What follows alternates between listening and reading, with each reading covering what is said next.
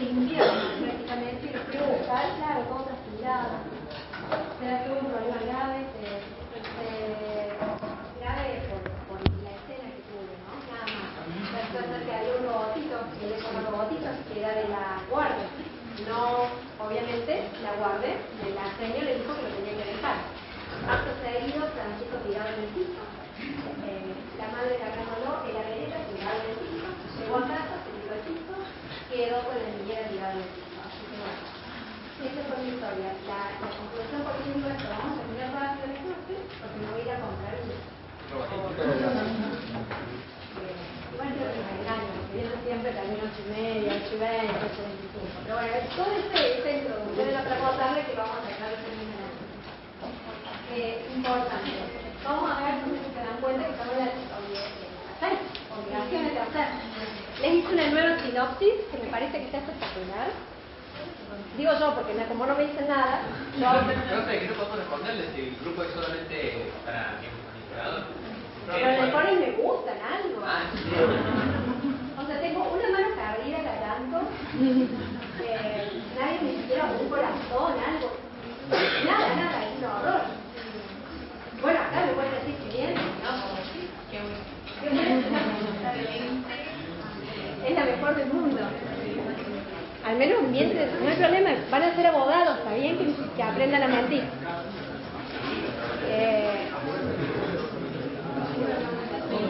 Vamos a ver la número 6. Y les digo, la clave de la unidad número 6, ¿se dieron cuenta que ya terminamos número 5? Vamos al número 6, clase que viene número 7 y número 8. Y vamos rápido. No, esto lo vamos a negociar. No, vamos a ver si cortamos el 7. No, la 8 no va a entrar. No, yo la voy a seguir dando, pero no va a entrar en el papel. Ya lo sacamos. Y la gente que me pregunta, la que vino a clase, ¿cómo lo quedó en clase? Ahí me preguntan, la respuesta es que la bolilla 6, la clave para saber bien la bolilla 6 está en el código cívico marcial. La bolilla 6 lo que tiene que manejar muy bien, porque todo lo que es obligaciones de hacer está en el código cívico marcial regular. Entonces lo que tenemos que hacer y vamos a hacer es entender el código cívico marcial. Ya a esta altura ya es mucho más fácil para ustedes dar un concepto de obligaciones. Normalmente, cuando yo les pregunto, no les voy a preguntar qué es obligaciones en sentido laxo así, sino que es una obligación de dar dinero. ¿Y cómo van a definirlo? A los que los estudiantes se lo estoy diciendo, por el objeto. ¿Cuál es una obligación de dar suma de dinero? La que tiene por objeto entregar justamente una suma de dinero. ¿Cuál es la obligación de dar cosas ciertas? ¿Cuál es la que tiene por finalidad la entrega de una cosa cierta? En el mismo título van a tener la misma definición. Ahora vamos a ver la obligación de hacer, que va a tener por objeto de la obligación de hacer un servicio o un hecho. Eso es lo que vamos a ver. Son dos cosas distintas.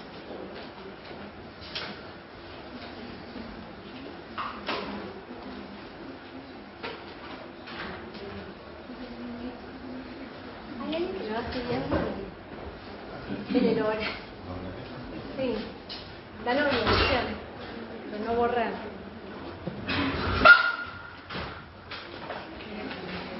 La obligación de hacer, vamos a leer el artículo 773. ¿Hasta ahora hay alguna duda? Actividades para el sábado. La obligación de hacer se puede estudiar en una mañana. Una mañana les digo 4 horas. Tendré que leer, resumen y todo. El sábado de la mañana empieza el velorio del Papa, oficialmente, porque yo ya, viste que todo el mundo recorriendo ya el Papa, pero yo escuché que empezaba el sábado. Pero no sé. Así que les funcionó una actividad interesante de mirar mientras están estudiando. Van viendo cómo que te recorre y ustedes estudian obligaciones. No se necesita ser católico ni nada por el estilo. Simplemente un evento que lo distraiga mientras ustedes estudian. ¿Cómo se queda? No me hagan lo que estoy diciendo, ¿no? Porque me lo están tomando como si fuera muy... Yo sí lo voy a estar viendo, me interesa. El compra también me interesa.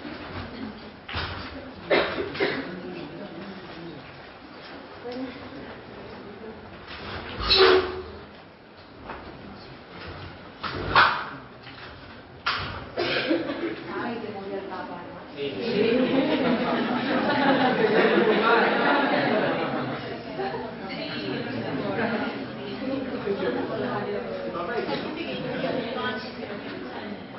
Pero siempre pasa eso, que las teorías de que murió antes, de que en realidad estaba... Bueno, pero el domingo apareció. Pero me parece que cuando Fidel Castro también pasó lo mismo, que Chabrán, en una época, famoso Chabrán, y todavía sigue vivo en algún lugar. Sí, murió. Obligaciones de hacer y de no hacer. En el artículo 773 comienzan las obligaciones de hacer. No me olvidé algo que el tema de las mejoras, no me olvidé, ya lo van a hacer, acá los chicos se han ofrecido voluntariamente a hacer un cuadrito de mejoras necesarias, mejoras útiles, todo. Para el parcial no va a ir, le vamos a dar un tiempito más a ellos que lo hagan. Sí va el tema de mejoras, la idea, pero no les voy a preguntar ejemplos, nada, hasta que hagamos en los cuadritos. Simplemente tengan la idea que vimos en clase y después vamos a hacer el cuadrito de mejoras necesarias, útiles, puntuales.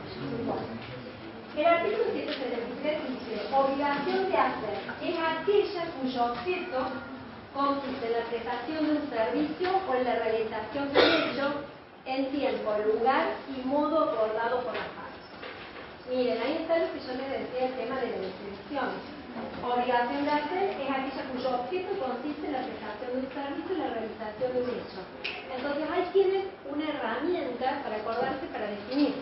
Es aquella cuyo objeto consiste en la entrega de una suma de dinero, aquella cuyo objeto consiste en la entrega de un bien individualizado y determinado.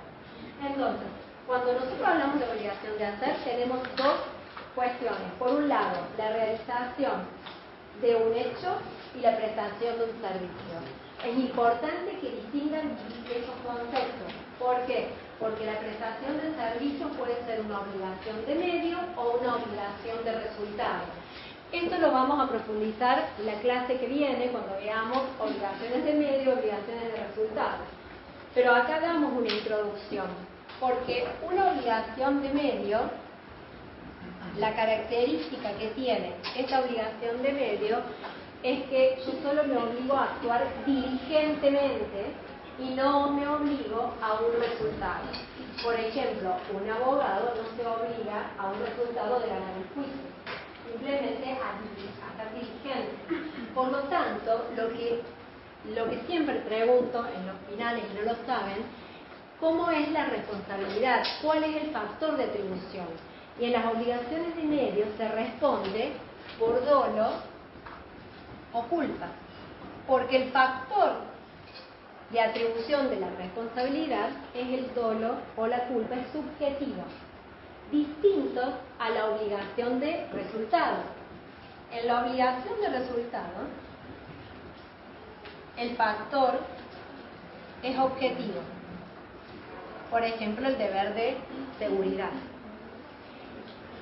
Yo voy a un supermercado y me caigo, el supermercado va a responder a uno que el dueño no haya actuado con dolo o culpa, que no haya generado la situación de que me caí. Pero responde por un deber de seguridad. No me interesa si alguien actuó con dolo o culpa. La verdad es que yo me caí porque seguramente no estaban bien las medidas de seguridad que tenía el establecimiento. ¿Se entiende la diferencia? En cambio, un abogado al que demostrar que actuó de manera negligente. Cuidado con el tema de su responsabilidad, porque se suele decir, bueno, el abogado siempre es una obligación de medio. Hay que analizarlo en el caso concreto. Si yo lo que tengo que hacer es elaborar y redactar un contrato de locación, es una obligación de resultado. Tengo que ir y empezar el contrato de locación. Si estoy defendiendo en un juicio, va a ser de medio. No voy a asegurar la ganancia de que voy a ganar el juicio, simplemente que voy a hacer lo mejor que puedo. Lo mismo pasa con la medicina.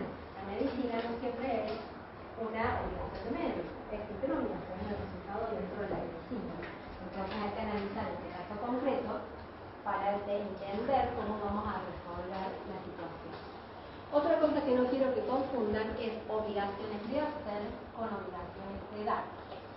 Suelen confundirse mucho y, por ejemplo, les cuento, esto queda entre nosotros, un montón más. Pero, por ejemplo, mi cónyuge, encima ya él lo conoce, es un problema. Bueno, no le digas nada. Hace derecho laboral. Y creo que es un buen laboralista. Me parece que estudia mucho.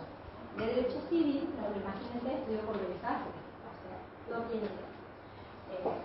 Trata siempre soy yo la consulta, porque también busca libros, pero estudia en el caso completo. Y a un mes vino con un problema de locación y le dice, no, porque no sabes, dice, no entregó el inmueble y no le entregó el gas. No le entregó el inmueble, no le entregó el gas. Esa, justamente, ahí yo me fui a obligaciones. No entregó el gas. Se había obligado, y digo, ¿cómo fue eso? No, se obligó a entregar el inmueble y a hacer la conexión de gas. Ahí tenemos dos obligaciones distintas. Entregar el inmueble es una obligación de dar. El gas es una obligación de dar. Están siempre juntas, pero no es distinto. Entonces yo no puedo obligar a entregar el gas. ¿Se entiende cómo él, por supuesto, no es especialista? Cuando me dijo eso, se cerró todas las alarmas. ¿Cómo que va a entregar el gas? Imagínate algo material para ir. ¿Cómo se va a entregar? Entonces, ¿tú me invitado a la clase de hoy? sí, no, tendría que venir a la clase de hoy. Entonces, no, lo que pasa, lo peor de todo esto es que siempre me dice, bueno, pero dejarse, está que también lo regulado, pero bueno, él alega a menos. No es tan viejo, no es tan grande, mucho más grande, pero tampoco tan grande. Imagínense que el código civil comercial es 2015, ¿no? Viene con el que estudió antes, y acá debe haber muchos que quedan todavía sobre eso. La característica entonces que tenemos es que una cosa es lo que ustedes dónde distinguen en el objeto. Cuando yo estoy hablando de una obligación de edad, estoy hablando de la entrega de una cosa individualizada. Si estoy entregando, si estoy haciendo una obligación de hacer, justamente lo que me representa es la actividad. Otra diferencia que tenemos es en cuanto a si es fungible o no. Generalmente una obligación de dar me es indiferente la persona del deudor que la realiza. Cualquiera me puede entregar. En cambio, la obligación de hacer, no siempre, pero la mayoría de las veces, me interesa la persona que va a realizar la prestación, el deudor. No es lo mismo que venga una persona a pintar mi habitación que venga otra. No es el mismo conductor que otro. Por eso es que muchas veces se mira mucho el tema de la obligación de hacer, la calidad personal, si es fungible o no. Cuando ustedes si estudian por Pizarro Vallespino van a ver que el primer concepto que pone Pizarro Vallespino es la fungibilidad, porque si esa puede ser sustituida por otra o por otra persona en iguales condiciones. Me siguen hasta acá cómo funcionan estas obligaciones. Otra obligación importante que es a donde voy, porque cuando mi marido planteó este problema, el tema es cómo exijo esa devolución de ese inmueble. ¿Por qué? Porque cuando yo estoy hablando de una obligación de edad, yo puedo utilizar la fuerza pública. En cambio, las obligaciones de hacer las puedo utilizar en la medida que no ejerza violencia sobre la persona. En las obligaciones de dar no tengo límites. Si se había obligado a entregar un departamento, yo lo que puedo hacer es un desalojo y lograr el lanzamiento de la persona. Pero si se obligó a hacer una conexión de gastos que era gasista matriculado, yo no puedo ejercer violencia sobre esa persona. Veré cómo lo vamos a solucionar de otra manera, pero yo no lo puedo ejercer. Lo podrá ejecutar otra persona, es posible, o en caso de que se tenga en cuenta las características personales de esta persona, lo que vamos a hacer es una indemnización de daños y perjuicios. Por eso es importante con las obligaciones de dar. En general, en la vida cotidiana no van a encontrar en estado puro una obligación de dar y no van a encontrar en estado puro una obligación de hacer. Lo que tienen que sí evaluar si es una obligación compleja es ver dónde está la de hacer y dónde está la de dar, porque si ustedes van a enviar una carta documento, tienen que emplazar de manera distinta dependiendo del tipo de obligación la que están exigiendo. El cumplimiento. Cuando nosotros hablamos del cumplimiento, el mismo artículo 773 les dice, un hecho, dice, es de un servicio, la realización de un hecho en el tiempo, lugar y modo acordado por las partes. Esto ya lo vamos a ver cuando hablemos principalmente del pago. en cuanto al modo, el tiempo y el lugar, es básicamente lo que acordaron las partes, pagar en determinado tiempo, en determinado lugar y bajo determinadas circunstancias. Cuando hablamos de prestación de servicio, que es el artículo 774, acá es donde se hace la distinción entre obligaciones de medio, obligaciones de resultado, y a la obligación de resultado se le da otro aditamento más, que puede ser el resultado, y por otro lado, de resultado eficaz.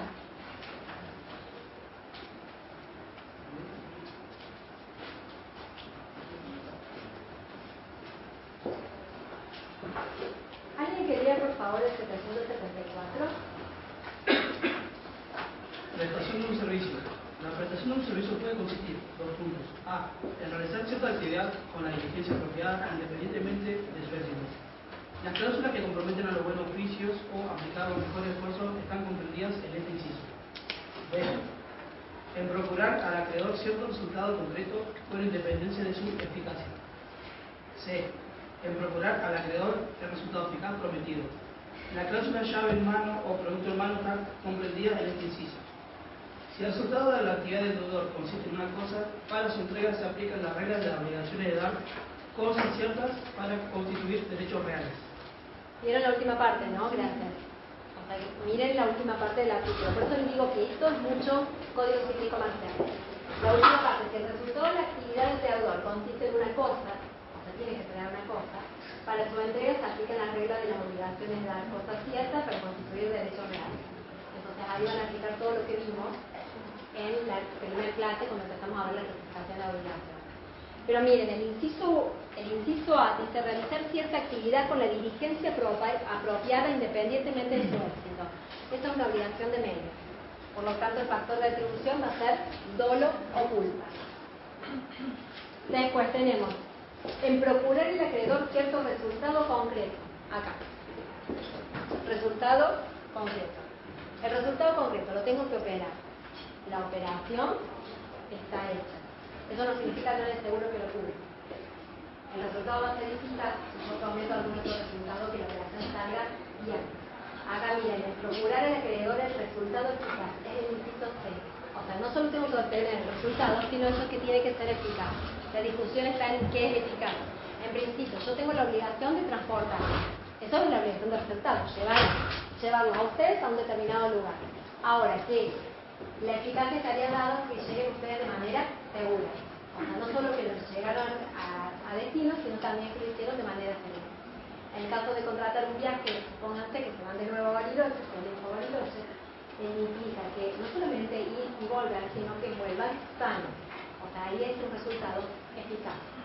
Porque pueden ir y volver o no volver bien, con algún problema de salud o con algún inconveniente. Se entiende cómo funciona. Es muy difícil determinar cuándo están en algunas profesiones. Yo puedo asegurar el resultado de lo voy a operar y que va a salir de la operación, pero no que lo voy a curar. Entonces, ahí está la distinción. La distinción es muy sutil. Hay que analizarlo en cada caso concreto. Pero la clasificación la estamos viendo acá y después se ve de nuevo en materia contractual. Cuando nosotros realizamos un hecho, se completan, vieron que yo les dije el concepto o la realización de un hecho en tiempo, lugar y modo acordado por las partes, que es el artículo 773. Este coincide con el artículo 775.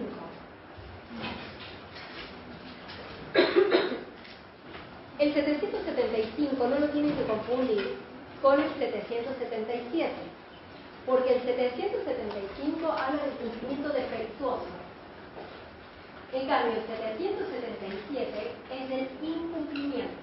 Son dos artículos distintos. Y no tienen vinculación con el 776. Cuando yo les dije que era el Código Civil y Comercial, no les mentí. Si yo les pregunto incumplimiento defectuoso, es el artículo 775. Si yo les pregunto qué tienen que hacer con respecto a un incumplimiento, me van a responder el 777. Y si les pregunto qué pasa con la incorporación de terceros, es el 776, que no coincide con el inciso B del 777. Ya lo voy a explicar. Suena divertido, ¿no? ¿Puede repetirse el 777, profe? ¿Qué dijo? El 777 tiene un inciso B, que no es lo mismo que el 776.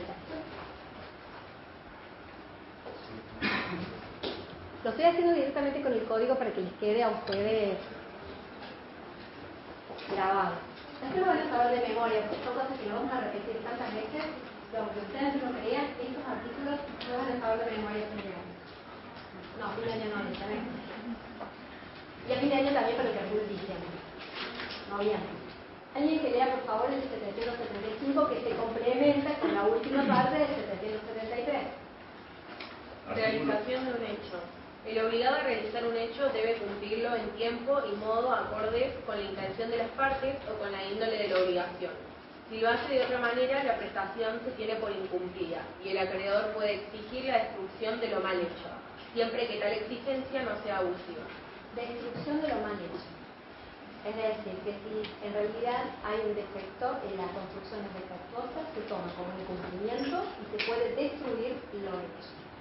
Cuidado con esta norma, porque limite el abuso del derecho. Entonces, no siempre ustedes pueden ir en tribunales a requerir la destrucción de lo hecho o mal hecho. Hay una discusión si se requiere o no notificación previa, si se requiere o no autorización judicial. La doctrina aconseja que no tiene una regularización específica, que otros necesita autorización judicial. ¿Qué les recomiendo yo como litigante? Soliciten autorización judicial. Si ustedes solicitan autorización judicial, les van a estar preconstituyendo pruebas. ¿Cuál es el problema? El problema es cuando estemos hablando de obras que son importantes. Van a ir, están mal, van a ordenar que se destruya la cosa y van a quedar sin pruebas con lo que estaba mal hecho. Entonces, les recomiendo que lo hagan o que preconstituyan esa prueba que está mal hecha. Distinto el caso, y en el caso de la vida cotidiana, ustedes están construyendo, van y ven por ejemplo, lo que me pasó a mí hace un tiempo, el baño, cuando voy a ver la puerta del baño, estaba así. Entonces digo, o hay algo que no está bien. Cuando lo miro, estaba en una falsa escuadra. Evidentemente, estaba mal hecho. No genera grandes consecuencias, simplemente se sacó y se volvió a poner. Es una obligación de hacer. Pero imagínense que estén ante una casa mal hecha, un bosque. Hay un ejemplo que citan que tenían que plantar 10.000 árboles de determinada madera y terminaron plantando 10.000 árboles de otra madera. Por parte pidió que se hacen los fines de sacarlos y volver a plantarlos. Además, ¿qué pasa con esto? Son los costos. Porque en teoría, sacarla de la puerta mía, se tuvo que romper, se tuvo que volver a poner la puerta y incluir los materiales. Obviamente que lo terminé pagando yo, porque lo reclamé, pero ¿quién, a cargo de quién debería ser el gasto? El deudor. Tendría que hacer el deudor. Por eso les digo cuidado y requerir autorización judicial. Pero el Código Civil y Comercial, lo cierto es que no lo ejerce.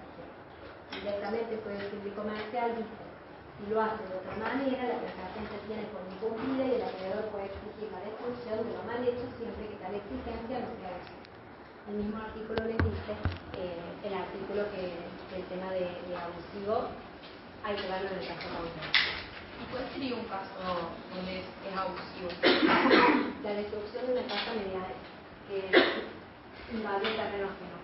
Los casos jurisprudenciales invade el terreno ajeno porque se desviaron, hicieron mal los planos, invadió la debajo judicial, se vuelven a medir, gente que termina el condominio por el vecino. Complicado. En los campis y en los loteos nuevos pasa mucho. Por error pasa. Sí. O muchas veces en algunos lugares que están cerca de montañas, que no se pueden tocar, están todos mal loteados o mal medidos, o se corrió unos 10 centímetros, se corrió otros 10 centímetros y terminan invadiendo la montaña. Entonces todas esas situaciones se ven todo el tiempo regular. En los loteos nuevos, en barrios cerrados. Y o sea, en esos casos no se puede pedir la destrucción de la cosa mal hecha, sino que Hay indemnización. Ah, ok. porque hay un abuso de derecho, no podemos sacar toda una casa porque hay 1 metro que entra al sobrepaso. Es más, si ustedes siguen las redes sociales, Juana Repeto, le pasó eso. El vecino invadió 3 metros de su casa. ¿Me están riendo? ¿Nadie siguió Juana Repeto? No, le conozco, porque Claro, ¿No conocen a Juana Repeto? Bueno, díganla. Requisito para el parcial. Sería Juana Repeto. Sí, eso es Juana Repeto. No, no lo sigo, pero sí, o sí a lo mejor, porque no sé, yo tengo un Instagram que nada, prácticamente no lo uso, pero por decisión personal. No quiero estar todo el tiempo. ¿No les pasa que los absorben Instagram y las redes sociales? Bueno, esto yo trato de no tener redes sociales para no verme absorbida. Y me absorben otra cosa, igual. Pero el tema de ella planteó una vez en las redes sociales, ¿la encontraron? Sí. Ella planteó en las redes sociales, muestra siempre que se está haciendo en su casa, y uno de los grandes problemas que tuvo justamente que el barrio se empezó a lotear y se empezó a correr, y terminó en una casa con 3 metros. Es muchísimo. ¿Pero qué hacemos? ¿Lo subimos todo? Evidentemente, habría que solucionarlo con organización de las mismas. Profe, pero esa indemnización hace que estos 3 metros sean de la otra persona o Sí, porque ya la otra persona la agarró. como que compra Sí, por eso sí, te vas a encontrar con un abogado que no estudió conmigo y te va a decir construir rápido. o sea, Te va a decir, construir rápido. Eso no lo van a hacer ustedes, escuchar rápido, construir rápido, porque es antieconómico, no le van a hacer voltear al vecino, seguramente, yo no sé dónde vive Juana Repeto, pero debe ser casas lindas. La casa de 2 pisos se financia de otro lado. Yo imagino que no es así. O la pileta. no pudo destruir esos 3 metros Si le viene abusivo, si lo que yo tengo es una medianera, sería fácil. Pero si yo lo que tengo es la mitad de la casa sentada, o una importante, de manera tal que si yo destruyo, tengo que destruir toda la casa, se viene antieconómico. No lo podemos. y eso deviene con una modificación después del registro de la propiedad, todo eso. Sí, exactamente. Que estará Carlos responsable de los componentes. Porque imagínate tu casa, te confundiste 3 metros, ¿no? Y tiene el vecino y te va a destruir. Pero le error fue mío. Pero no podés construir tu casa. No me parece que es verdad. O sea, ¿hasta qué punto está permitido el no destruir? Porque si no, todos nos excedemos un poquito y pagamos una indemnización. O sea, Es que ahí está el punto, ¿no? ¿Hasta cuándo? ¿hasta qué punto? Claro, porque si no me quedo 20 metros y Tiene que ser de tiene buena que ser fe. un montón. Claro, tiene que haber una garantía. En el caso de los árboles que te digo, que realmente fue inversión, quiero sacar absolutamente todo. En el caso concreto. Pero en general la jurisprudencia consiste que si hay una casa y son unos metros, distinto del caso que te saque 10 metros, pero que la casa o unos centímetros, por ejemplo, en el caso mío, por ejemplo, tendría que voltear la casa porque el vecino está sentado sobre mi medianera, la casa del vecino. Y después descubrimos, cuando nos dimos cuenta que el vecino había hecho esto, nosotros la casa la compramos hecha, el que construyó nuestra casa usó la medianera del otro vecino. Entonces, nosotros... O sea que usted también. Yo también estoy robando la medianera del vecino. De la esquina que no lo robó nadie. ¿Cómo? Probablemente de la esquina que ya no le robe a nadie. No, sí. Igual el señor del lado me indica a mi papá, porque no no, yo no tendría problema. Pero el señor... Claro, y el señor ese que está en mi medianera. O sea, no tengo medianera. Yo lo descubrí estudiando esto. Porque estudiando esto descubrí, digo, pero si no, todos sí tenemos medianera, ¿qué pasó acá? El señor está sentado sobre la medianera de mi casa. Y yo estoy sentado sobre la medianera de la casa de papá. Bueno, era porque...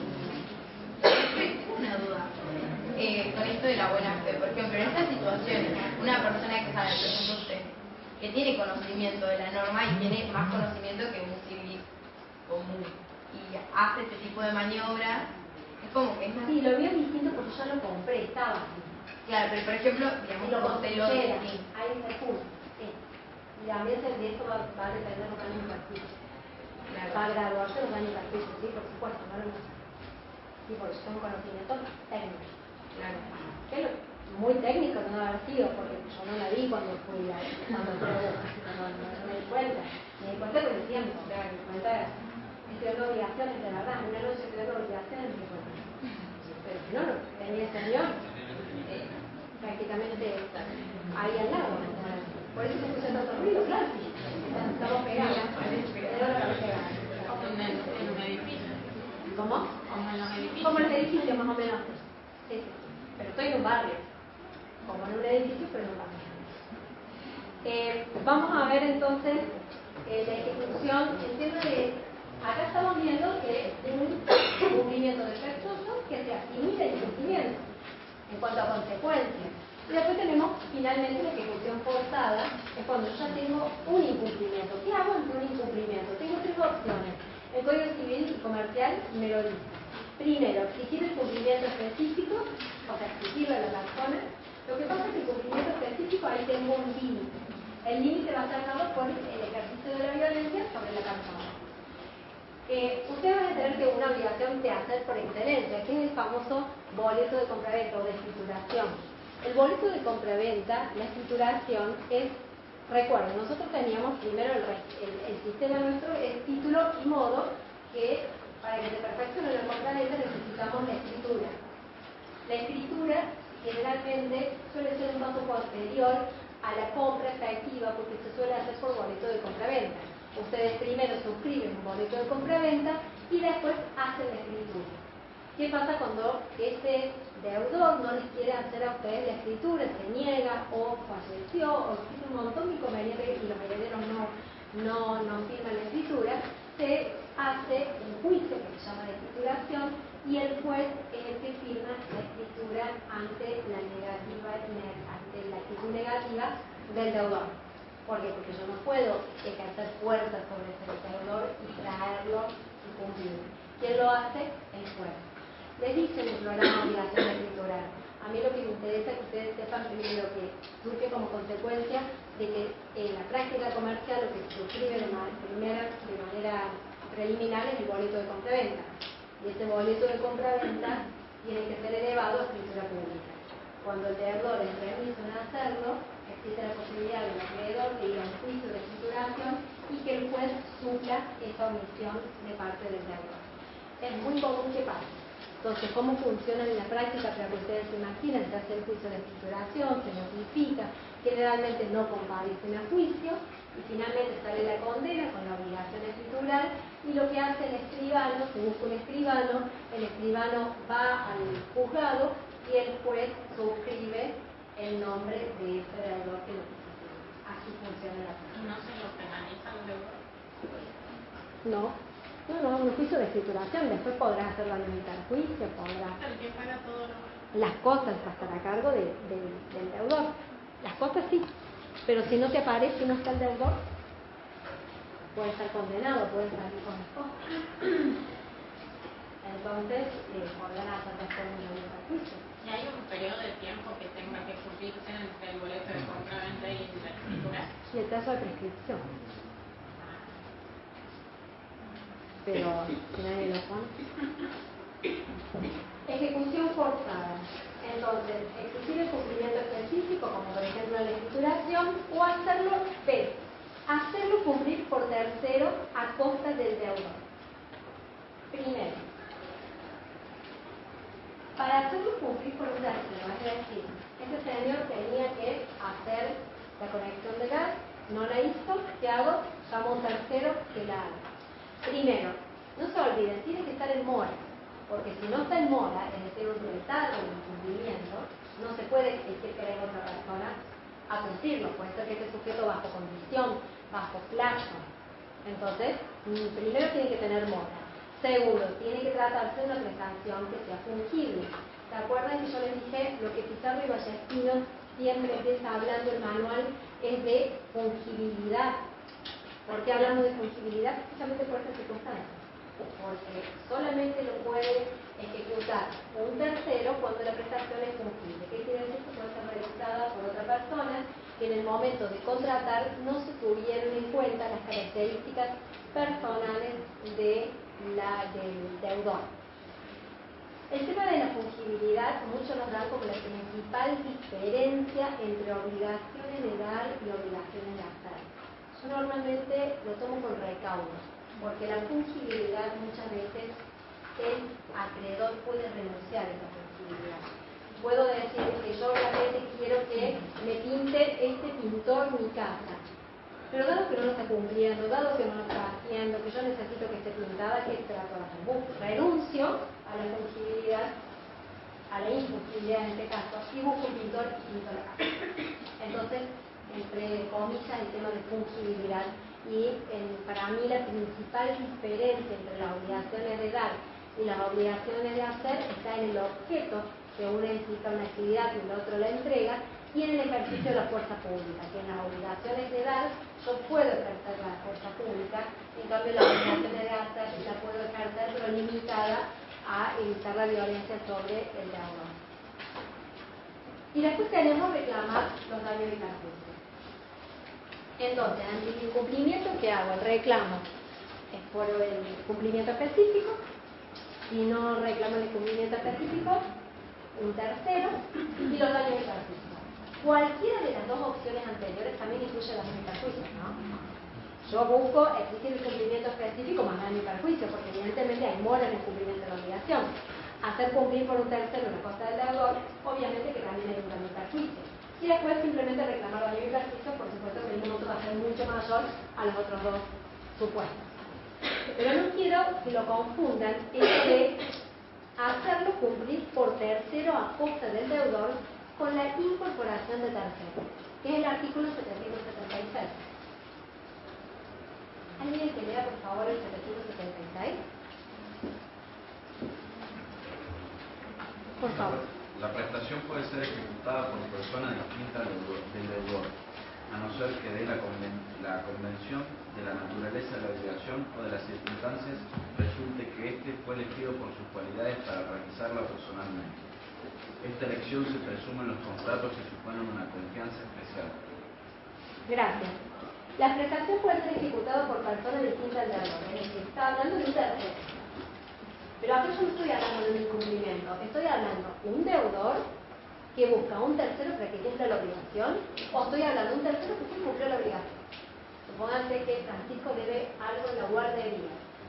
Puedo ir como tercera y les cuento, Francisco roba en la guardería. Suele venir con juguetitos escondidos en la ropa. Tiene una habilidad muy grande, no sé cómo hace, pero suele pasar el filtro de la maestra, el filtro mío de chequeo en el auto, y llega y aparece con un juguetito. Todavía no descubro dónde lo esconde, pero suele robar. En este caso, el deudor, que Francisco, puedo ir yo tercera voluntariamente y pagar. Generalmente los veo mucho en los vínculos entre hijos, padres, que pueden ir y pagar de manera voluntaria, mucho tipo caso. Relaciones de familia van y pagan. Ese es el tercero, pero no es un tercero que se hace cumplir a costa del deudor. Es otra situación, es un deudor que decide que lo pague a otra persona o espontáneamente ese tercero va y cumple por algún vínculo que tenga con ese deudor. Acá les dice, a no ser que la convención de la naturaleza de la obligación o de las circunstancias resulte que éste fue elegido por sus cualidades para realizarla personalmente. Es la famosa fungibilidad que yo les hablaba. Y después, esta elección se presume en los contratos que suponen una confianza especial. ¿Saben qué contrato por excelencia es de confianza especial? El mandato. El mandato en general es un contrato de confianza.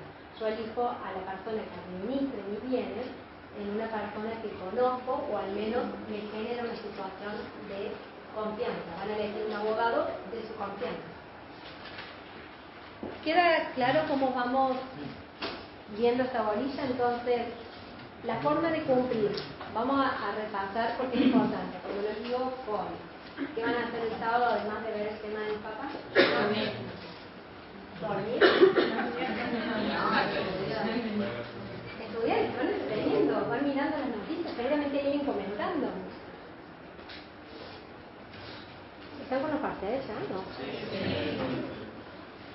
No, pero es que falta un montón. Pero el mismo,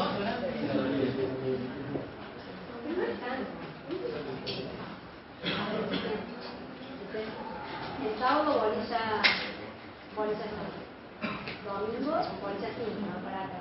Lunes bolilla 4, martes bolilla 3, miércoles bolilla 2, jueves bolilla 1, y todas las otras semanas repaso. Y las otras materias no las estudiamos. No salió. no voy a trabajar. Claro. Es una opción.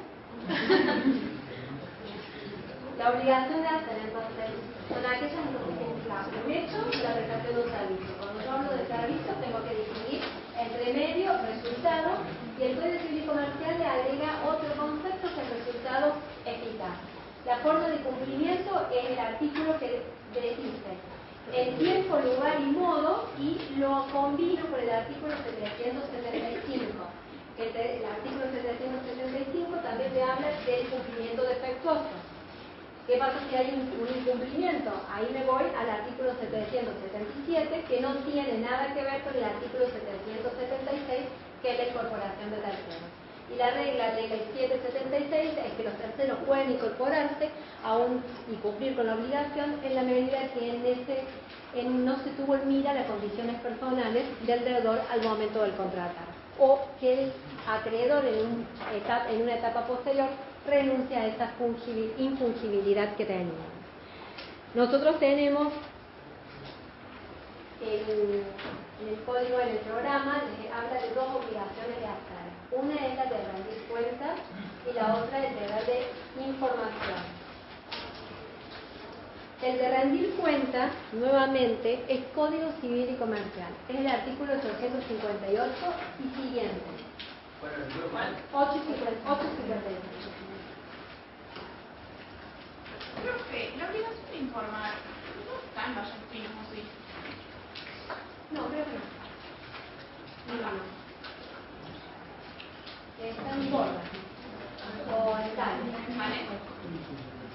En borda está, en tal está, pero en realidad es lo que vamos a ver es artículo 5 y artículo 6 de la Ley de Defensa del Consumidor. Lo vamos a ver abajo.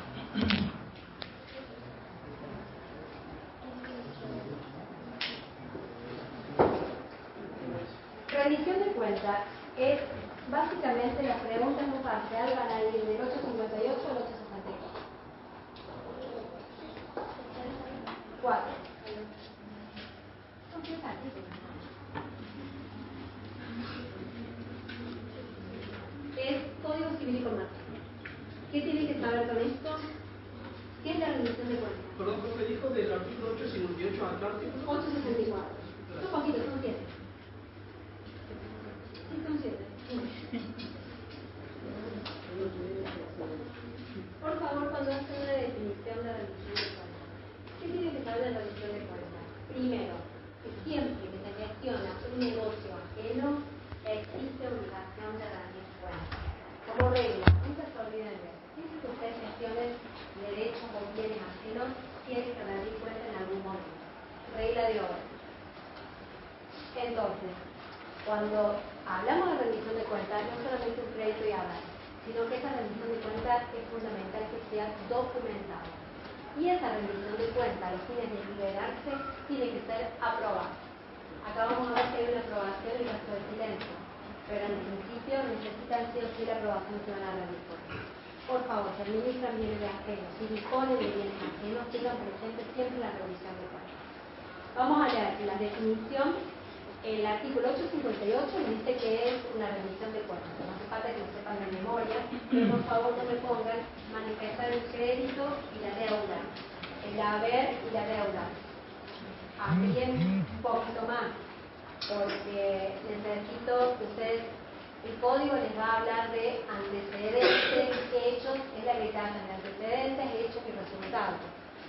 Básicamente toda la gestión, por eso no me es suficiente un concepto que diga crédito, haber y deuda y una liquidación final fue, alguien me puso en el último parcial, era una liquidación final, la diferencia entre la deuda y liquidación final. Porque yo necesito que ustedes sepan, porque no es esa la rendición de cuentas. Es fundamental establecer cuáles son los antecedentes, cuáles son los hechos de toda la gestión que ustedes realizaron. Y por supuesto tiene que tener respaldo documentado, no necesariamente documento escrito, puede ser electrónico. Vamos a leer el artículo 858 de la definición. Menciona por punta la descripción de los antecedentes, hechos y resultados pecuniarios de un negocio, aunque consista en un acto singular. La rendición de cuentas con el que los pone en conocimiento de la persona interesada, conforme a lo dispuesto en los artículos siguientes. Seguí con el 859, por favor. 859 requisitos. La rendición de cuentas debe ser hecha de modo descriptivo y documentado. B. Incluir las referencias y explicaciones razonablemente necesarias para su comprensión. C. Acompañar los comprobantes de los ingresos y los egresos, excepto que sea de uso no extenderlos. D. Contar con los libros que lleve quien las renta. ¿860? ¿Entienden? Entonces quiero que la definición es mucho más completa, que son los antecedentes, son los hechos, todo de la gestión auspicia un acto particular. Y les describe que tiene esta denominación es enunciativa, no es taxativa. Puede faltar uno, puede incrementar en otro requisito, depende de lo que ustedes estén realizando en el momento. Seguimos con quién tiene que realizar. ¿A qué se refiere con excepto que sea de uso no extendido? ¿En dónde? En el inciso C. Acompañar los comprobantes de los ingresos y los egresos, excepto que sea de uso no extenderlos. Depende. Lo que pasa es que todo eso lo maneja con usos y costumbres. Existen compraventas, por ejemplo, compraventas de muebles, compraventas de muebles que no normalizan nada. Generalmente son réditos que son documentados a través de sistemas informáticos. Y sobre todo, por ejemplo, los buques, cuando traen mercadería, se utilizan manifiestos, los camiones utilizan manifiestos, no son estos tipos de artículos. Incluso ahora los manifiestos son electrónicos también. ¿Querés seguir, por favor, quiénes son los legitimados? Sí. Artículo 860. Obligación de rendir cuentas. Están obligados a rendir cuentas, excepto renuncia expresa del interesado, a. Quien actúa con interés ajeno, aunque sea un nombre propio. B. Quienes son parte de las relaciones de ejecución continuada, cuando la retribución es apropiada a la naturaleza del negocio. C. Quien debe hacerlo por una disposición legal. La rendición de cuentas puede ser privada, excepto si la ley dispone que debe ser realizada ante un juez. Perfecto.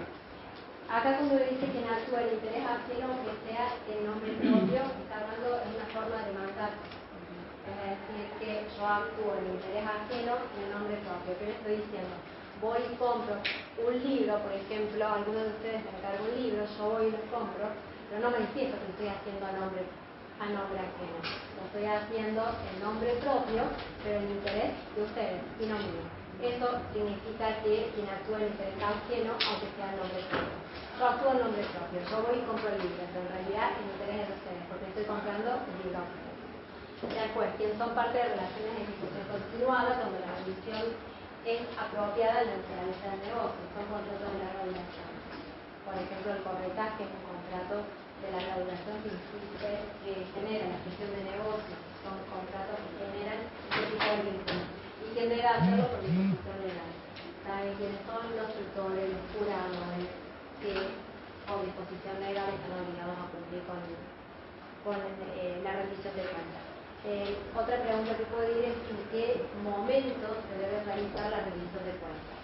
Esto tiene que tenerlo muy claro, que acá nosotros tenemos que hablar de que existe una obligación de rendir cuentas, pero que tiene plena vigencia la autonomía de la voluntad. Por lo tanto, la época en que se realiza esta rendición de cuentas va a depender de lo que acuerdan las partes. En defecto, aplico el Código Civil y Comercial. Lo que yo no puedo hacer cuando tengo una obligación legal es no rendir cuentas, pero sí puedo pactar la forma en que voy a rendir la realización de las cuentas, siempre y cuando no vulnere normas de orden público, específicamente cuando esté refiriendo a la tutela o a la curatela. Vean por favor el 861. ¿Quieres seguir leyéndolo a discusión? 861. Oportunidad. Las cuentas deben ser rendidas en la oportunidad en que se estipulan las partes o dispone la ley. En su defecto, la rendición de cuentas debe ser hecha a. Al concluir el negocio, b. Si el negocio es de ejecución continuada. También al concluir cada uno de los periodos o al final de cada año calendario. Perfecto. Eso no se genera inconveniente. Esto yo les digo que no. Esto suele estar modificado por las partes. Muchas veces tienen rendición de cuenta trimestral, bimestral, semestral. Y a la aprobación. Este artículo sí es importante. Aprobación. Artículo 872. La rendición de cuentas debe ser aprobada expreso o tácitamente. Hay aprobación tácita si no es observada en el plazo convenido dispuesto por la ley, o en su defecto, en el 30 días presentados, en el de 30 días presentados en debida forma. Sin embargo, puede ser observada por errores de cálculo o reciclación dentro del plazo de caducidad de un año de recibida. Gracias. Miren acá cómo le está dando el valor al silencio. Recuerden que el silencio en principio no obliga, sin embargo, salvo en aquellos que entienden que haga referencia. En este caso, acá en la última parte dice hay aprobación tácita si no es observada en el plazo convenido dispuesto por la ley, en su defecto en el de 30 días de presentada en debida forma, que significa que hay un silencio, pero un silencio que la ley atribuye una consecuencia, que es la aprobación de la rendición de cuentas.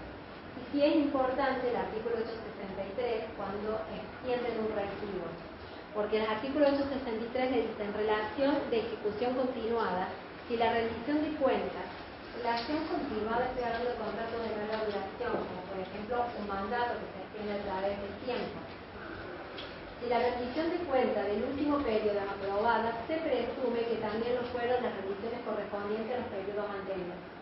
Les suena familiar eso, ¿se acuerdan cuando yo les decía, cuidado cuando extiendan un pago porque de un mes, porque si no se reserva se considera que ha sido pagado los meses anteriores? Bueno, acá pasa lo mismo con la rendición de cuentas. Les repito para aquellos que por ahí no lo entendieron. En relación de ejecución continuada, si la rendición de cuentas del último periodo es aprobada, se presume que también lo fueron las rendiciones correspondientes a los periodos anteriores. Muchas veces, si hay gente que llega a contratos de locación, hacen rendición de cuentas mensualmente. A veces hasta trimestralmente, pero normalmente mensualmente hacen una revisión de cuentas de los gastos que tuvieron, de qué ingresó y cuánto dinero le están depositando, por ejemplo. Profe, Sí. tengo un ejemplo, pero no sé si está bien lo que estoy pensando. Una rendición de cuenta, por ejemplo, sería si hay dos padres que tienen obligación sobre un hijo y hay una cuenta común donde depositan, por ejemplo, el 35% del sueldo, que es lo que tienen que poner cada parte, pero hay uno de los padres que se encarga de administrar el dinero, por ejemplo, en mi caso, yo que vivo lejos, de transferirme y de manejar la plata de la cuenta. ¿Vos manejás la plata de la cuenta? No, mi mamá. Entonces, mi mamá tiene un Excel donde pone la entrada y salida de todos los gastos y qué sé yo, y maneja el Es rendición de cuentas, sí. Ah, Ella tiene que, no sé si está judicializado. no, sería el caso del artículo 859, inciso B, ¿o no?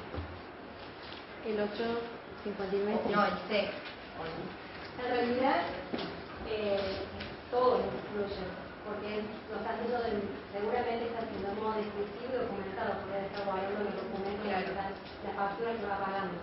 A su vez, incluye referencias y explicaciones razonablemente necesarias para su comprensión. Seguramente pone detalle por qué hizo dos veces un gasto que a lo mejor normalmente no lo ¿Por qué transfirió, claro, más o lo que sea? Exactamente, porque fue un gasto extra. Y después acompañar los comprobantes de los ingresos y egresos a depender de cada contabilidad y concordar con los libros que lleve opción de la rienda. En realidad esta es para empresas, no va a tener libros, pero sí, prácticamente. Es simplemente enunciativo, esto es casuístico, en cada caso hay que ver qué organización tiene, por ejemplo. Pero el tema de los buques, eso se habló mucho, el tema de que son excepciones algunas veces en eso. Queda claro entonces lo que tienen que saber la rendición de cuenta, cómo se hace la rendición de cuenta, la oportunidad de realizar lo que es a la finalización del negocio, o bien depende de la naturaleza del mismo, qué pasa cuando yo tengo periodos continuados y quiénes son los legitimados, es decir, los legitimados para rendir cuentas, legitimados pasivos, no se olviden de eso. Ahora pasamos a la información. al deber de información. No traje mi ley de defensa del consumidor. ¿Alguien tiene el artículo 5 de la ley de defensa del consumidor? Lo busco en el celular, si no. Sí. Protección al consumidor. Artículo 5. Perdón, es artículo 5 y artículo 6 de la ley de defensa del consumidor.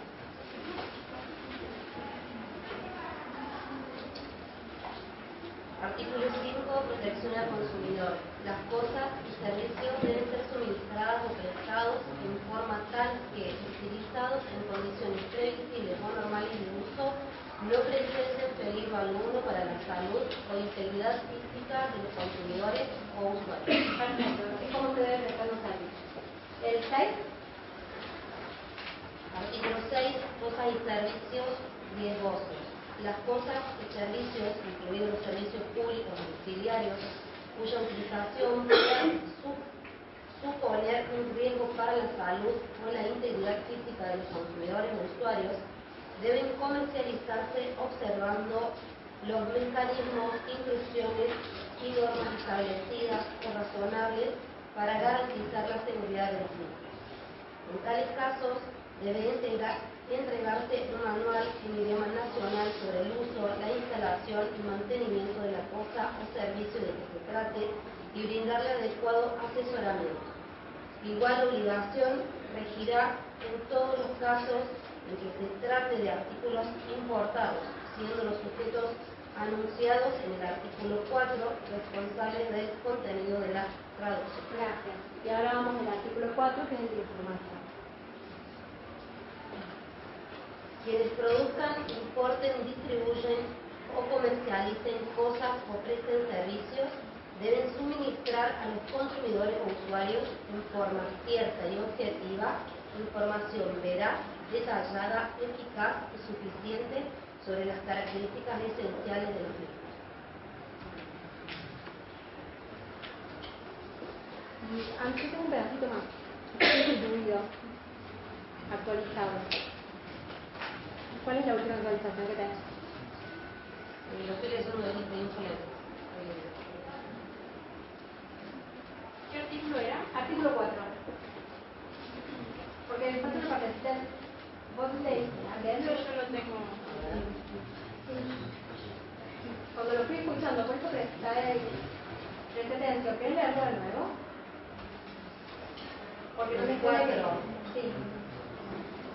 Dice, la información debe ser siempre gratuita para el consumidor y proporcionada en soporte físico con claridad necesaria que permita su comprensión. Solo se podrá suplantar la comunicación en soporte físico si el consumidor o usuario optase de forma expresa por utilizar cualquier otro medio alternativo de comunicación que el proveedor ponga a disposición. Y falta el primer párrafo, porque es información. El proveedor está obligado a suministrar al consumidor en forma cierta, clara y detallada. Que lo leíste recién, pero te faltó el segundo párrafo. Claro. Leemos de manera completa: el proveedor está obligado a suministrar al consumidor en forma cierta, clara y detallada todo lo relacionado con las características esenciales de los bienes y servicios que proveen las condiciones de su comercialización. La información debe ser siempre gratuita para el consumidor y proporcionada en soporte físico con claridad necesaria que permite su comprensión. Solo se podrá suplantar la comunicación en soporte físico si el consumidor o usuario optase de forma expresa por utilizar cualquier otro medio alternativo de comunicación que el proveedor ponga a disposición. Esto es lo que tiene que saber con la información. El artículo 4, 5 y 6 de la ley de defensa del consumidor. Yo creo que me olvidé de ponerles, acá me estoy dando cuenta, les puse obligación el artículo 4 y les puse el artículo 6. Me faltó el artículo 5. Lo que sí tiene que distinguir que en deber de información hay en dos etapas: la etapa precontractual y la etapa contractual. La etapa precontractual es todas las negociaciones que se hacen antes de la celebración del contrato. La etapa contractual ya es un contrato formalizado. ¿Y por qué tienen que distinguir? Porque la consecuencia es distinta. Si yo omito la información en una etapa precontractual, puedo pedir la nulidad del contrato por la existencia de un vicio en mi consentimiento, en el error. En cambio, si yo ya tengo un contrato perfeccionado, lo que puedo pedir es exigir el cumplimiento de la obligación.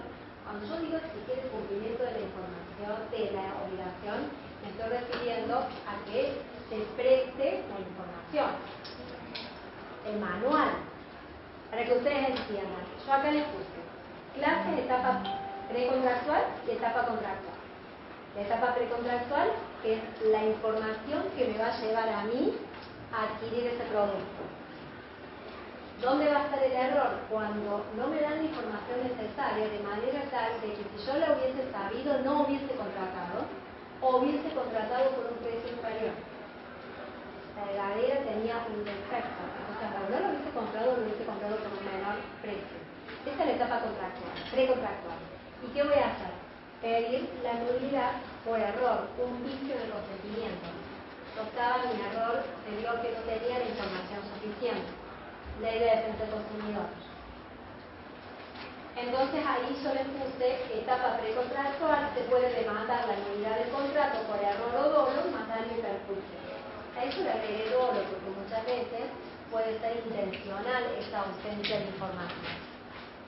Distinto el caso de que yo ya haya perfeccionado el contrato. Si se perfeccionó el contrato y no me están entregando la información, me llegó el producto, me llegó la máquina, es la que yo quiero comprar, no hay un error, pero yo no la puedo usar porque no tengo el manual o la información necesaria. Entonces, en ese caso, la acción de cumplimiento más daño y perjuicio, pero la acción de cumplimiento no va a estar dirigida a que me entreguen la máquina, sino la información necesaria para que esa máquina pueda utilizarse o se utilice de manera segura. ¿Me siguen en qué función? Porque en los últimos exámenes todos me decían, bueno, el incumplimiento, puedo exigir el cumplimiento de la obligación, pero ¿qué obligación? La principal no, estoy hablando de la información. En palabras simples, para que lo entiendan, me llegó una tostadora sin manual o, vamos a algo más complejo, una máquina de hacer pan. ¿Vieron las máquinas de hacer pan? Me llegó sin el manual. Entonces, la obligación, ¿cuál sería? Reclamar ese manual a los que me hacen. Esa es la obligación de información. Y es 4, 5 y 6. Profe, a mí me regalaron esa máquina, tiene manual y uso la receta porque es pan sin tax. Uso la receta tal cual y lo hice 5 veces y el pan no sale. No sale alto. No, o sea, por fuera sale bien, pero por dentro está húmedo. O sea, la receta que a mí me sale, yo hago el pan tal cual y el pan queda húmedo. Bueno, Entonces, a vos te queda húmedo, a mí me queda bajito. ¿Querés que nos unamos? Entonces está guardada la máquina. Yo también compré la máquina para hacer pan, porque yo hacer panes divinos. Y no me salen los panes. Además, yo le estoy echando la culpa a la marca. Porque compré la mía, no es Atma, y yo digo, ¿será la marca? Estoy haciendo propaganda de la marca. Pero no me sale, pero lo último, porque a mí me sale bien, pero no se levanta. Claro, porque yo sí sale alto, pero por dentro queda como húmedo, como que le falta. Y yo digo, bueno, lo pongo un poco más de tiempo y se queda divino de afuera, pero por dentro está húmedo. No, tenemos que ver, ¿qué te parece si nos juntamos? Porque lo mío no sale grande. Ahora sí vamos al otro tema, que son las obligaciones. Entonces, ¿queda claro lo que es obligaciones de hacer? ¿En pastor? Sí. Tengo una duda. Ante el incumplimiento de la etapa precontractual, ¿es nulidad más daño y perjuicio? Sí, siempre que dejas sin efecto un contrato, daño y perjuicio. La obligación de no hacer es mucho más fácil, porque es la extensión de la conducta. Lo que sí necesito en relación a las obligaciones de hacer, que no las confundan con los derechos reales de servidumbre, que es, por ejemplo, abstenerse de realizar determinada actividad. Muchas veces, cuando ustedes realizan un contrato, pueden darle las dos formas, como una obligación de no hacer o como una servidumbre de extensión, es decir, no elevar más allá de la cuenta de determinado edificio o permitir el paso, no hacer nada y dejar liberado el paso para que alguien pase o transcurra en un camino, o por ejemplo un acueducto que puede llegar a producirse en ese momento. ¿Cuál es la diferencia entre la obligación de hacer propia de las obligaciones de la obligación real?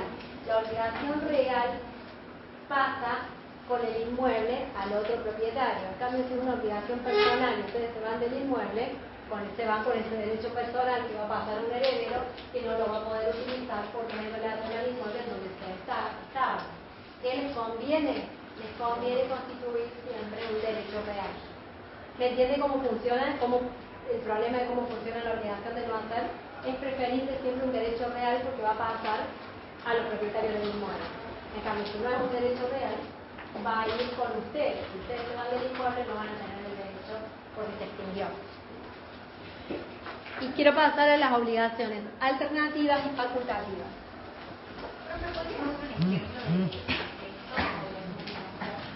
Es una extensión, es no realizar una actividad, no elevar el edificio o la casa a 3 metros. Existen muchas reglamentaciones, por ejemplo, hay barrios donde hay una obligación de no hacer, se puede construir hasta 3 pisos, el cuarto no se puede realizar. Hay barrios cerrados donde no pueden poner medianeras, tienen que poner plantas. ¿Cómo? O tenés que poner plantas. Hay muchísimas obligaciones de no hacer. O por ejemplo no podés construir determinada cosa porque le vas a quitar luz a un determinado lugar. Y esas son obligaciones de no hacer. ¿Y lo otro dijo puede ser que sea servidumbre de extinción o se llama? Servidumbre de paso. Servidumbre de paso puede ser. Que no puedo realizar nada porque la persona tiene que pasar. Un camino liberado. Servidumbre de paso en común. Tenemos las obligaciones facultativas. Vamos a empezar por las alternativas. Y las facultativas.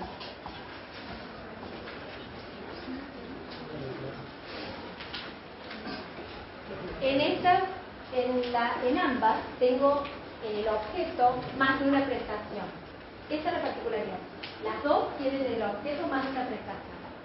La diferencia es que acá las prestaciones, la 1, las 2 y las 3, están en iguales condiciones. En cambio, en la facultativa tengo una obligación principal y una obligación accesoria.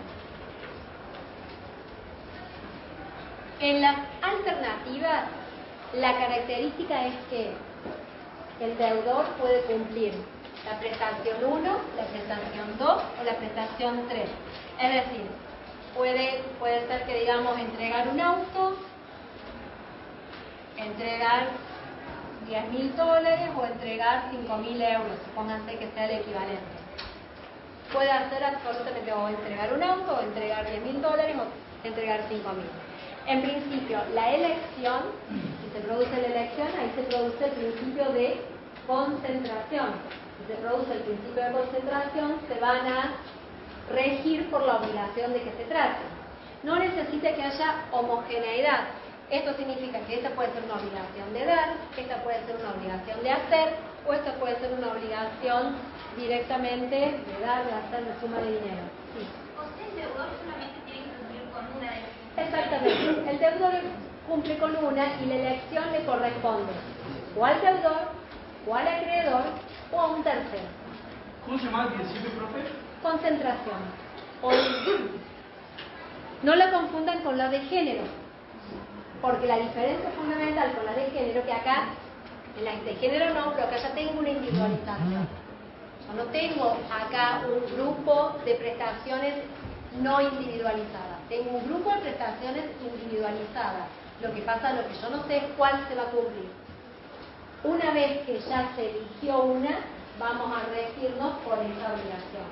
Por ejemplo, la obligación de, yo elegí esto, entregar el auto, todo se va a circunscribir al tema del auto. Puede ser que acá en vez de $5.000 sea una obligación de hacer una determinada actividad. Se va a regir por las obligaciones de hacer. ¿Me siguen hasta acá? Estas obligaciones, yo les puse, acá que son independientes, todo eso se les puse, no sé si les puse, sí. Acá tengo en la facultativa, tengo una principal y tengo una accesoria. La diferencia está que tenemos que sigue siempre, la accesoria sigue de suerte de la principal.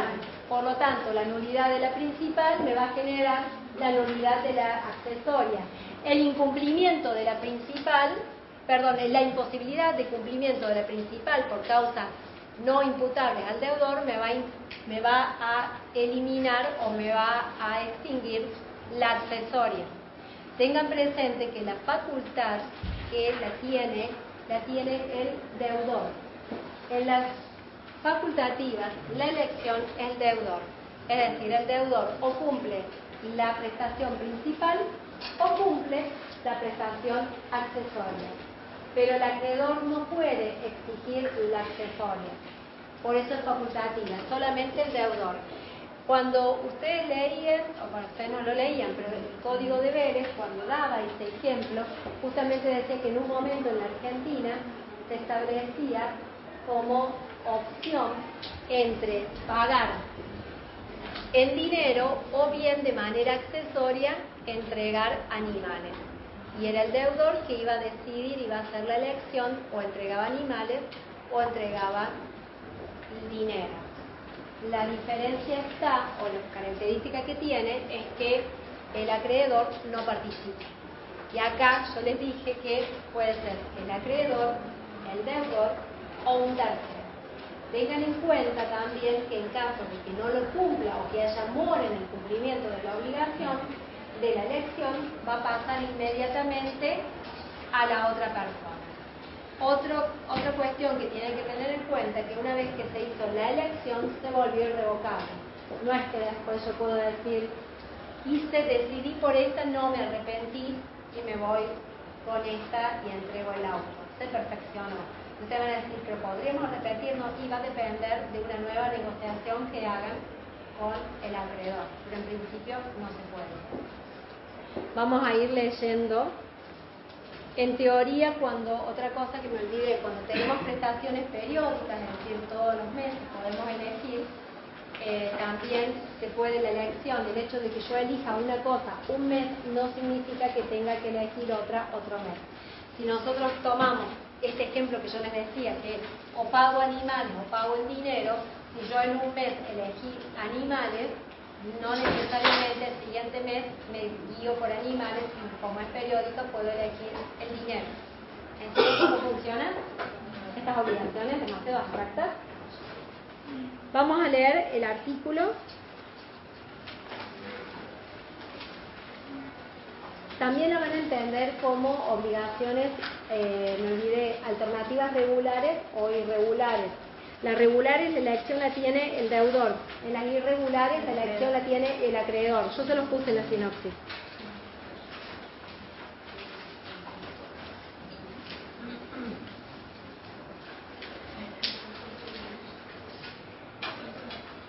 ¿Lo encontraron? 779, sí, pero no lo estoy encontrando yo. Acá está, que lo encontré. 779. Obligaciones alternativas. El 779 le dice, estamos en este supuesto, ¿no? En que yo tengo varias opciones. Están muy cansados, ¿no? Por estos temas. Pues no los veo divertidos. Son las 8, ya terminamos. La obligación alternativa tiene por objeto una prestación entre varias que son independientes. Hasta ahí ya lo sabemos. Y distintas entre sí. También lo dijimos. Pueden ser iguales y en realidad no tendría alternativas, son iguales. El deudor está obligado a cumplir una sola ley. Entonces, ¿cuáles son obligaciones? Cuando tengo una definición más fácil, en el objeto tengo más de una prestación que no son iguales en sí, y el deudor se libera eligiendo una de ellas. Ahí ya tenemos definido qué se entiende por obligaciones alternativas. Después les dice, elección, sujetos y efectos. Excepto estipulación en contrario, la facultad de elegir corresponde al deudor.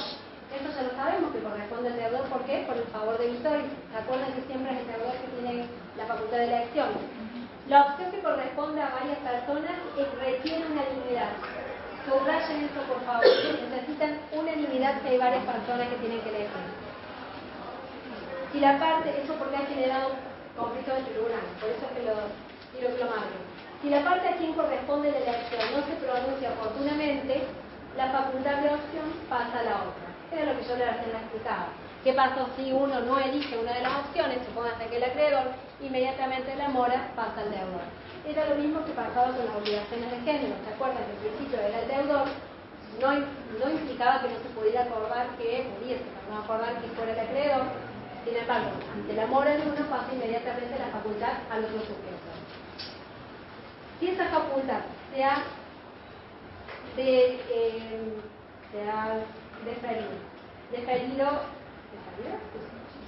deferido a un tercero y este no opta en el plazo fijado, corresponde al deudor destinar el objeto de pago. En las obligaciones periódicas, la elección realizada una vez no implica renuncia a la facultad de optar en lo sucesivo. Era lo que yo les decía, todos los meses puedo elegir o todos los años puedo elegir. El código de Vélez daba todos los años elegir como ejemplo. La elección es irrevocable desde que se la comunica a la otra parte o desde que el deudor ejecuta alguna de las prestaciones, aunque sea parcialmente. Una vez realizada la prestación escogida, se considera única desde su origen y se aplican las reglas de las obligaciones de dar, de hacer o de no hacer según corresponda. Era lo que yo les venía diciendo recién. Lo que sí tengan cuidado, que si yo elegí una obligación, por ejemplo, entregar el auto, hay una concentración. Si hay una concentración, significa que se va a regir por una obligación de dar, como si fuera la obligación de dar dinero en cuanto a las reglas, con esta, pero lo que yo no puedo hacer es un cumplimiento parcial. Porque muchas veces se ha optado a decir, bueno, entrego el auto, después no logro entregar el auto o no lo entrego en las condiciones que yo debía entregarlas, entonces agarro y le entrego un poco de dinero. Eso no se puede. Desde el momento que se concentró en una prestación, nos olvidamos del resto como si nunca hubiesen existido. Y nos guiamos ya directamente por la naturaleza de la obligación.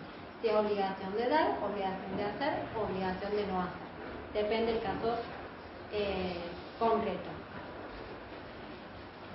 Miren el tema de las obligaciones facultativas, el artículo 786. Yo les hice un cuadro, ¿vieron que tiene el artículo 781 y 782? Se lo dejo para que lo lean por la hora porque no llego. Pero yo les hice un cuadro, que yo creo que con este cuadro lo van a entender. Pueden estudiarlo directamente del cuadro, que está bastante claro cómo funciona cada obligación. Es un resumen chiquitito de lo que tienen en estos artículos. Y con eso me gano algo, ¿no? Es el resumen. Igual no lo usen con otros profesores, ¿no? Porque yo no sé si están todos de acuerdo. Yo estoy de acuerdo con esto, pero los profesores no sé.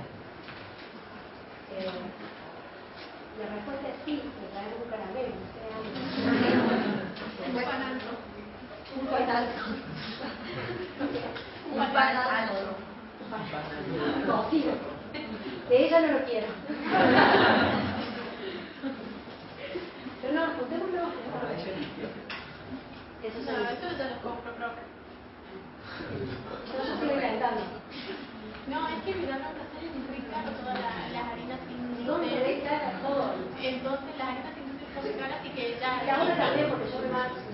Yo todo el tiempo estoy haciendo otras. Pero yo estoy echando la culpa a la máquina. Igual una amiga me dijo, no le eches la culpa a la máquina, ¿por qué no se lo das a alguien que lo sale y después que se hace realmente en la máquina? Para no correr. Mi mamá lo tiene y hace resultar que es la harina Santa María, la tremenda Santa María, por ejemplo. Santa María. Sí, es la más cara, pero... ¿Qué marca es? La máquina, la Alma. Yo creo que esta es la clave. Y sale bien. ¿La tuya es Alma? Ah, no, entonces no. Bueno, no sé. Obligación facultativa. Concepto. Obligación facultativa tiene una prestación principal y un accesorio. Y otro accesorio, estoy diciendo de memoria. El acreedor solo puede exigir la principal, pero el deudor puede liberarse cumpliendo el accesorio. El deudor dispone hasta el momento del pago para ejercitar la facultad de optar. Vieron que es una facultad del deudor, no es una facultad del acreedor. Entonces, siempre por regla, todo lo que le pasa al principal va a desaparecer la accesoria. Y ahora si se extingue por causa no imputable, no puedo exigir la accesoria.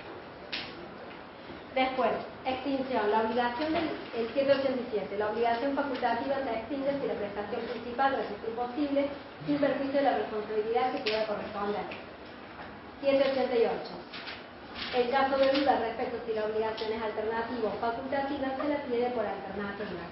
¿Por qué? Porque es más favorable tener dos prestaciones en iguales condiciones que tener una prestación principal y otra accesoria. Se corre más riesgo con una accesoria. Porque cualquier cuestión que le pase, cualquier problema que le pase a la principal, la accesoria se extingue. Cualquier problema que le pase a la principal de aquí, ¿qué pasa? No se van a extinguir las otras obligaciones. Si se desaparece el tema del auto porque lo choqué, lo destruí o lo que sea, yo tengo todavía la opción 2 y la opción 3 para cumplimentar. Entonces, por eso es alternativa. Siempre y cuando sea antes de la concentración. Antes de la concentración, sí, porque si ya desde el momento que tenemos la concentración, se va a regir o se va a indemnizar por la misma. Pero ahí está la solución. Y acá dejamos entonces. Dejamos con las obligaciones facultativas. Entonces, ¿qué van a hacer? Estudiar obligaciones de hacer y obligaciones de hacer, la de información y la obligación de